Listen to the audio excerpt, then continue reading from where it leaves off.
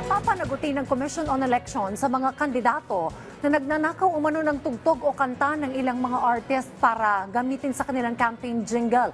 Anti-Comelec Chairman George Erwin Garcia, handa nilang bigyan ng notice o show cause order ang isang kandidato kung may matatanggap silang reklamo mula sa artist na ginamit ang kanilang kanta ng walang paalam. Git pa ni Chairman Garcia, lalabas na intellectual property ang ninanakaw dito, kaya ipapasa na nila sa Intellectual Property of the Philippines, so I feel ang parusa sa mga kandidato.